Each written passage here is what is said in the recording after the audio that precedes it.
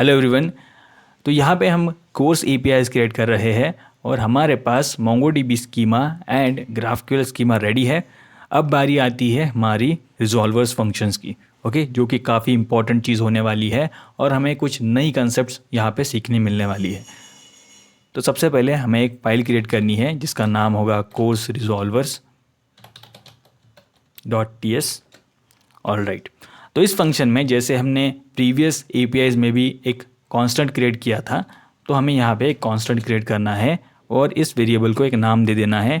फिलहाल मैं इसे नाम दे देता हूँ कोर्स रिजॉल्वर, और ये क्या रहेगा, एक ऑब्जेक्ट रहेगा। ओके, हमें इस ऑब्जेक्ट को एक्सपोर्ट करना है एज अ डिफ़ॉल्ट वैल्यू इस तरीके से। ओके, तो ये जो हमारे पास रिजॉल्वर बन के आएगा, हमें इसे यूज़ करना है index.ts में। तो यहाँ पे हमारे पास रिजॉल्वर्स अवेलेबल है। इस रिजॉल्वर्स एरे में हमें ऐड करना है हमारा रिजॉल्वर। ओके, इसे क्विक फिक्स करके हमें इंपोर्ट करना है। ओके, सो जैसे ही हमने रिजॉल्वर भी ऐड किया, सिमिलरली हमें कोर्स स्कीमा भी ऐड करना है। तो यहाँ पे हमने स्कीमा एंड रिजॉल्वर्स दोनों इंपोर्ट कर दिए हैं। अब हम क्या करेंगे, अब हमें सिंपली क्रिएट करने हैं हमारे रिजॉल्वर्स। ओके, तो यहाँ पे अगर मैं आपको मोंगोडीबी में शो करूँ तो फ़िलहाल हमारे पास कोर्सेस के अंदर कोई भी डेटा अवेलेबल नहीं है। तो सबसे पहले हमें स्टार्ट करनी है हमारी ऐड क्वेरी से, यानी कि हमें डेटा ऐड करने से हमें स्टार्ट करना है। तो सबसे पहले हमें क्या करना है, डेटा ऐड करना है। तो यहाँ पे हमें लिखना है म्यूटेशन इस तरीके से, और इस म्यूटेशन के अंदर हमें डिफाइन करने हैं सारे वो म्यूटेशंस जो हमने स्कीमा में मेंशन करे हैं, राइट। तो स्कीमा में हमने क्या मेंशन किया है, को create course, update course and delete course. Okay, तो यहाँ पे हम सबसे पहले स्टार्ट करेंगे क्रिएट कोर्स से। तो ये हमें यहाँ पे मेंशन करना है इस तरीके से। हमें सिंपली मेंशन करना है एक फंक्शन जो कि ऑब्वियसली एक असिंक्रोनस फंक्शन रहेगा। तो हमें ये फंक्शन डिफाइन करना है, ओके, और उसे असिंक्रोनस मेंशन करना है। अब इस फंक्शन के अंदर हमारे पास सबसे पहला जो पैरामीटर रहेगा वो हमारे कोई काम का नहीं है फ़िलहाल, क्योंकि ये फर्स्ट पैरामीटर जो है वो resolver function related information carry करता है। जो सेकंड पैरामीटर हमारे पास आएगा उसमें हमें इंटरेस्ट है, जिसके अंदर हमें सारे इनपुट्स मिलने वाले हैं। इनपुट्स किस चीज़ के, तो जो भी डेटा हम ऐड करना चाहते हैं हमारे कोर्सेज टेबल में, वो हमें एज ए इनपुट मिलने वाला है। ऑलराइट, तो यहाँ पे हम क्या करेंगे, एक कंसोल डिफाइन करेंगे, इनपुट इस तरीके से, और इसे हम यहाँ पे मेंशन करेंगे। ऑलराइट, ओके, तो ये रिकॉर्ड्स हमें अगर स्टोर करने हैं तो हमें क्या करना है, हमें स्कीमा यूज़ करना है, और इस स्कीमा को यूज़ करके हमें वो डेटा हमारे कोर्स टेबल में ऐड करना है। ऑलराइट, तो इसे ऐड करने के लिए हमें न्यू ऑब्जेक्ट क्रिएट करना है हमारे कोर्स मोंगो स्कीमा का। इसे हमें क्विक फिक्स करना है। ओके, तो ये इंपोर्ट हो जाएगा। अब इसके अंदर हमें सिंपली क्या करना है, सारा जो इनपुट हमारे पास आने वाला है वो इसमें डाल देना है। जो भी इनपुट हमारे पास आने वाला है, अगर आप उसे सैनिटाइज करना चाहते हैं या फिर वैलिडेट करना चाहते हैं, तो वो सारे वैलिडेशंस आप यहाँ पे इम्प्लीमेंट कर सकते हो। इफ़ टाइम परमिट्स हम इसे इम्प्लीमेंट भी करेंगे। फिलहाल हम इसे simply as it is use करेंगे। तो जो भी रिस्पॉन्स हमारे पास आने वाला है वो हमें एक न्यू वेरिएबल में स्टोर करना है इस तरीके से, और हमें सिंपली से सेव करके इसे सिंपली हमें सेव मेथड यूज़ करनी है, जिससे कि डेटा सेव हो जाएगा, और यहाँ पे हमें अवेट यूज़ करना है। राइट, तो ये फंक्शन ऑलरेडी एसिंक्रोनस है, तो यहाँ पे हम अवेट यूज़ कर सकते हैं। इसे मैं फॉर्मेट कर लेता हूँ, हमारे सैंडबॉक्स में चले जाए। म्यूटेशंस के अंदर हमारे पास ये फंक्शन अवेलेबल होना चाहिए। तो यहाँ पे हम देख सकते हैं क्रिएट कोर्स अवेलेबल है। इसे हमें सिलेक्ट करना है, जो भी पैरामीटर्स है वो सारे हमें सिलेक्ट करने हैं, और यहाँ पे हमें 1 बाय 1 सारे इनपुट्स मेंशन करने हैं।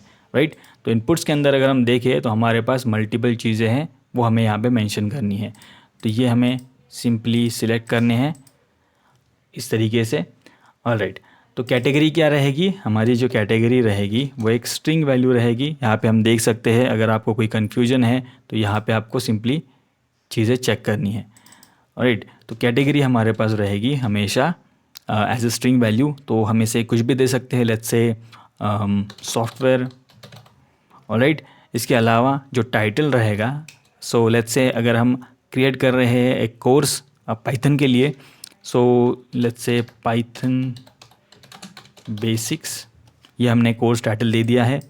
रिव्यूज़ हमारे पास फ़िलहाल नल है, ये एक एरे रहेगा मल्टीपल आईडीज़ का, तो फ़िलहाल हम इसे एम्प्टी रखेंगे। रेटिंग्स जो है वो एक फ्लोट वैल्यू है, फ़िलहाल हम इसे लेट्स से 5 रख देंगे। इसके अलावा लेसन्स जो है वो एक अगेन एरे है, यहाँ पे अगर हम देख सकते हैं तो यहाँ पे ये एक एरे है आईडीज़ का, तो फ़िलहाल हमारे पास कोई भी लेसन नहीं है, तो फ़िलहाल हम इसे एम्प्टी रख देंगे। इंस्ट्रक्टर की बात करें तो इंस्ट्रक्टर हमारे पास एक आईडी लेके आएगा, तो अगर हमने ओके तो यहाँ पे हम क्या करेंगे, यूज़र्स में जाएंगे, यूज़र्स में जो भी हमारे पास इंस्ट्रक्टर क्रिएटेड है उसकी आईडी हम यहाँ पे यूज़ करेंगे। ओके, तो इस तरीके से हमें यहाँ पे मेंशन करनी है इंस्ट्रक्टर आईडी। डिस्क्रिप्शन कुछ भी हम दे सकते हैं, let's say basic Python course, इस तरीके से। Okay, all right. ओके, तो इस तरीके से हमने यहाँ पे सारे फील्ड्स मेंशन कर दिए हैं। इसमें से कुछ फील्ड्स जो है वो हम फ़िलहाल फैच नहीं कर सकते, तो यहाँ पे हम इसे एम्प्टी रखेंगे और इसे म्यूटेट करके देखेंगे। तो ये म्यूटेट हो चुका है। यहाँ पे हमें क्या करना है, सिंपली डेटाबेस में जाके इसे रिफ़्रेश करना है कोर्सेज टेबल के अंदर, तो हमारे पास ये रिकॉर्ड्स आ चुके हैं। राइट, तो हमारे पास फ़िलहाल कुछ डेटा अवेलेबल है। Let's try to add one more record with different changes. Okay, तो यहाँ पे हम कुछ और डेटा भी ऐड करने की ट्राई करेंगे। लेट्स से पाइथन की जगह पे हम जावा ऐड करेंगे। इंस्ट्रक्टर आईडी फ़िलहाल सेम रखेंगे, एक इंस्ट्रक्टर मल्टीपल कोर्सेज क्रिएट कर सकता है, तो इसे भी म्यूटेट करके देखेंगे। तो ये भी क्रिएट हो चुका है, सेकेंड रिकॉर्ड भी अवेलेबल है। ओके, तो हमारे पास फ़िलहाल 2 कोर्सेज क्रिएटेड है। राइट, अब हमें क्या करना है, हमें लिखनी है एक और म्यूटेशन क्वेरी जो कि ये सारे कोर्सेज अपडेट करें। ओके, अपडेट करने के लिए हमें क्या करना है, एक फंक्शन यहाँ पे मेंशन करना है जिसका नाम होगा अपडेट कोर्स। ओके, इसे हमें कॉपी कर लेना है इस तरीके से। ओके, तो फर्स्ट पैरामीटर हमारे पास रहेगा आईडी, जो भी कोर्स हमें अपडेट करना है उस कोर्स की आईडी हम एक्सेप्ट करेंगे। सेकंड पैरामीटर में हमें सारे इनपुट पैरामीटर्स एक्सेप्ट करने हैं। राइट, अब यहाँ पे हम कोई भी न्यू ऑब्जेक्ट क्रिएट नहीं कर रहे हैं, हमें एग्जिस्टिंग डेटा को अपडेट करना है, तो हमें क्या करना है, ये कोड हमें चेंज करना है।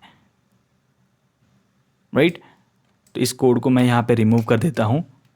अगेन हम सेम स्कीमा यूज़ करेंगे लेकिन फंक्शन अलग रहेगा। तो यहाँ पे हमारे पास फाइंड आईडी एंड अपडेट करके एक फंक्शन आता है जिसे हम यूज़ करेंगे हमारा डेटा अपडेट करने के लिए। राइट, तो सबसे पहला पैरामीटर क्या है, जो भी आईडी है डॉक्यूमेंट का, लेट्स से हमें ये पर्टिकुलर रिकॉर्ड या फिर ये पर्टिकुलर डॉक्यूमेंट हमें अपडेट करना है, तो हमें इसकी आईडी प्रोवाइड करनी पड़ेगी। Right, alright. सेकेंड पैरामीटर क्या है, इनपुट पैरामीटर्स। तो हमें जो भी इनपुट आएगा हम सिंपली इसे पास कर देंगे। इसके अलावा ये हम इसे न्यू ट्रू करके रखेंगे। ओके, तो इस तरीके से हमारा जो डेटा है वो अपडेट हो जाएगा। हम इसे रिटर्न कर देंगे, लेकिन रिटर्न करने से पहले इसको अवेट में डाल देंगे। राइट, क्योंकि ये एक असिंक्रोनस कॉल होगा, तो हमें जो रिस्पॉन्स आएगा हमें वो चाहिए डेटा अपडेट होने के बाद। राइट, तो इस तरीके से हमारा डेटा अपडेट होना चाहिए। इसे सेव कर लेते हैं। अब हमें जाना है फिर से हमारे सैंडबॉक्स में। सैंडबॉक्स में म्यूटेशंस के अंदर हमारे पास अपडेट कोर्स करके एक क्वेरी प्रिपेयर हो जाएगी। ओके, मैं इसे डिसलेक्ट कर लेता हूँ और अपडेट क्वेरी को सिलेक्ट कर लेता हूँ। ऑलराइट, तो ये जो पैरामीटर्स है हमें वो पास करने हैं। तो फिलहाल हम यहाँ पे देख सकते हैं हमारे पास जो इनपुट पैरामीटर्स है वो हमने सेम ले रखे हैं। तो यहाँ पे आप देख सकते हो input parameter. Okay, I think मुझे ये डिसलेक्ट करना है। इस तरीके से मैं इसे रिमूव कर दूँगा, और अगर हम यहाँ पे अभी सिलेक्ट करें तो आई होप कि ये सेम इनपुट पैरामीटर्स यूज़ करें। यहाँ पे हम देख सकते हैं सेम इनपुट पैरामीटर्स यूज़ हो रहे हैं। तो हमारे लिए काफ़ी इजी हो जाएगा किसी भी कोर्स को अपडेट करना। अगर हम ये इनपुट पैरामीटर्स सेम यूज़ नहीं करें तो हमें फिर से ये सारी वैल्यूज़ डिफ़ाइन करनी पड़ेगी, राइट। तो यहाँ पे हम कुछ बेसिक चीज़ें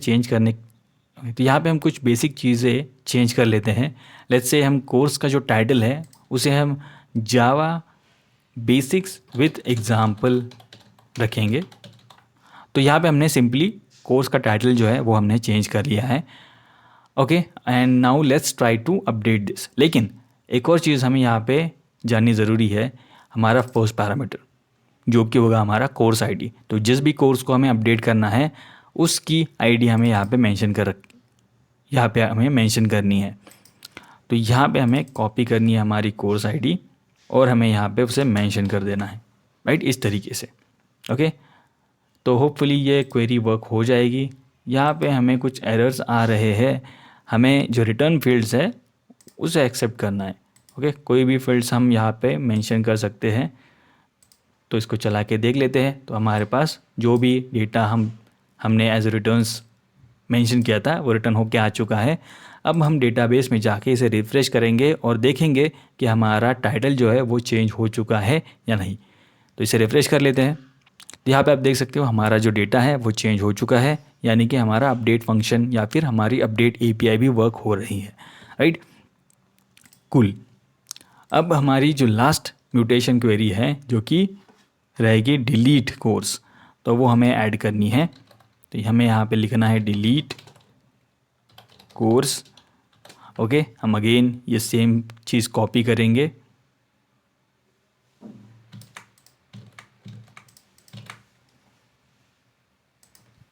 ऑल राइट। ओके, अब हमें कोर्स डिलीट करने के लिए कोई भी इनपुट लेने की ज़रूरत नहीं है, हमें सिर्फ कोर्स की आईडी चाहिए जिसे हमें डिलीट करना है, राइट। तो यहाँ पे हमारे पास जो इनपुट्स रहेंगे उन सारों को हम डिलीट कर देंगे।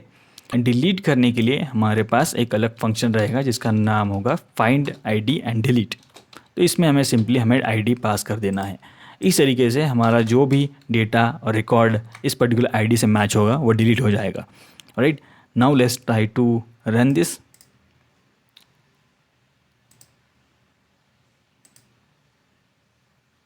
तो हमें फिर से म्यूटेशन में जाना है, इसे डिसेलेक्ट करना है, हमें सिलेक्ट करना है डिलीट कोर्स।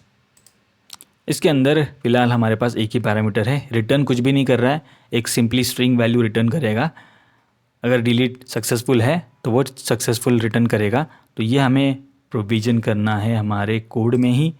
तो यहाँ पे जैसे ही हमारे पास कुछ रिजल्ट्स आ जाता है डिलीट के बाद, हम इसे एक वेरिएबल में स्टोर करके रखेंगे इस तरीके से, और हमें कंपेयर करना है delete result course deleted successfully. अगर हमारे डिलीट रिज़ल्ट ट्रू नहीं है तो उस केस में हम क्या करेंगे, इस तरीके से, राइट। सो हम इसे फॉर्मेट कर लेते हैं, सेव कर लेते हैं। अब हम यहाँ क्या करेंगे, हम दो चीज़ें चेक करने वाले हैं। हम क्या करेंगे, इसे नल रखेंगे और इसे एग्जीक्यूट करने की ट्राई करेंगे। तो यहाँ पे हमें सिलेक्ट करना है डिलीट कोर्स।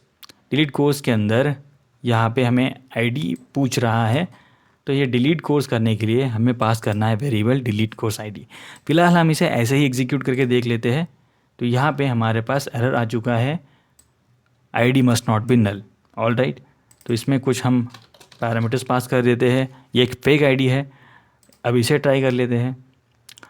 तो ओके, तो ये हमें एक्सपेक्टेड नहीं था। हमारे पास जो भी रिस्पॉन्स आने वाला है उसे हमें कैप्चर करना पड़ेगा, या फिर हमारे पास ऑलरेडी डिलीट क्वेरी जो है वो क्रिएट कर रखी है, हम उसे ही रीयूज़ करेंगे, राइट। तो इस तरीके से, राइट। तो हमारे पास जो भी डेटा आएगा उसे हम यहाँ पे इस तरीके से यूज़ करने वाले हैं, राइट। ओके,